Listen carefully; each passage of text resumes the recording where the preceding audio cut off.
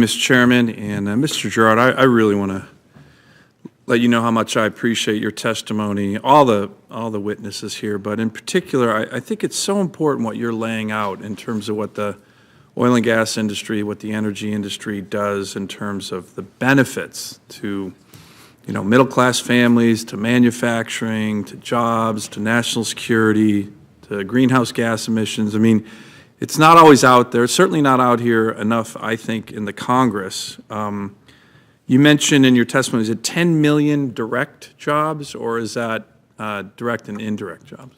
Direct and indirect, about 9.8 million. Okay, and close to, you said about 8% GDP for the country? And we anticipate that to rise probably, hopefully, if we're increasing our, and those are good jobs, aren't they? Absolutely. If you look on a national scale, Senator Sullivan, I look at various states as we go by. Your state's a good example of that the median wage we pay, or average wages overall, are significantly higher than what median wages are in other industries.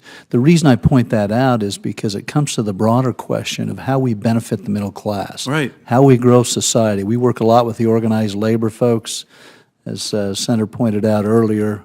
Senator Cruz did. We're reaching out. We have relationships with the Hispanic community, African community, and others, because our workforce, about 50% of it's going to turn over in the next 10 years. Let me just give you an opportunity to kind of talk a little bit more about the jobs and the people in your industry, because I've been in the Senate for 2 years, and one of the most surprising things that I've seen is how much some of my colleagues, particularly on the other side of the aisle, love to vilify the oil and gas industry. I mean, you name it, right? You're polluters, you're bad actors. I represent thousands of people in the oil and gas industry, Democrats, Republicans.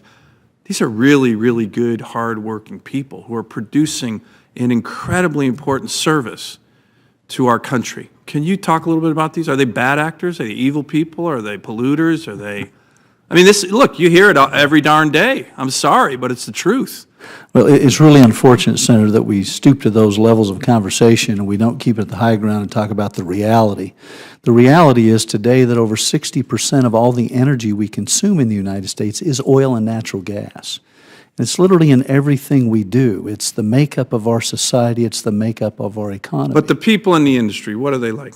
You represent them. The people in the industry are fabulous, as you know. They're Democrats, they're Republicans, they're independents. There's Little League coaches, there are local pastors in the churches. They're just like all others. I just think it's helpful here to, when we hear our colleagues do their usual shtick, not all of them, but some of them, it's important to push back. These are Americans. These are great Americans, and they represent all elements of the political spectrum. And in my experience, 2 years in the Senate, there's just too much vilification of people in an industry that really, really help the country. Let me mention another area where I think it's not often known where this industry does help the country. You talk about the offshore that's been taken off the table by the former Obama administration. 840,000 potential jobs. As you know, a lot of that was off the coast of my state, the Chukchi and Beaufort Seas. But I think most people would agree the Arctic is going to be developed. Would you agree with that? Oh, absolutely. It's already being developed. So it's either going to be in jurisdictions like Alaska that have the highest environmental standards in the world. I guarantee you there's more oil dripped in the parking lots in Walmart in LA every day than there's oil dripped on the North Slope of Alaska. It's very, very environmentally responsible place to develop oil and gas.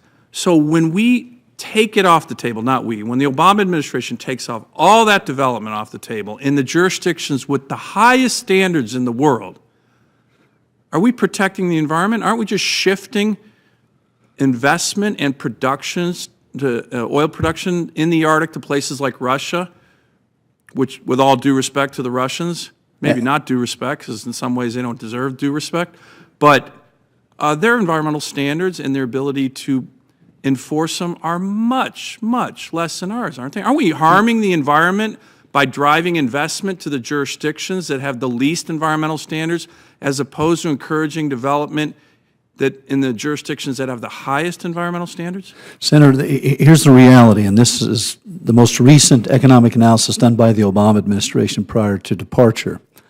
By the year 2040, close to 70% of all of our energy will still be oil and natural gas. If you look at it on a global scale, it's over 78% will still be oil and natural gas. The question becomes, who's going to provide that? One of the great things this Congress did was lift the crude oil export ban to allow us to create American jobs under the toughest environmental standards in the world, put that product into the global marketplace, and I will add, as many of you know from a foreign relations perspective, you have people clamoring, particularly for our natural gas. Those in Eastern Europe would love to have an alternative to their current provider of natural gas. You look at it from an environmental perspective. I believe one of the great things we missed when we went to Paris is we didn't go over and talk about the American vision, the American accomplishment in lowering our greenhouse gas emissions by using and consuming clean-burning natural gas. These are all realities, and unless we're trying to drive up the cost to consumers, which I don't think we are, we need to be thoughtful and mindful about our own domestic resource, how we put our people to work, we benefit our own society, our own people, and at the same time we can benefit the global world through free trade. Thank you. Thank you, Mr. Chairman. Thank you, Senator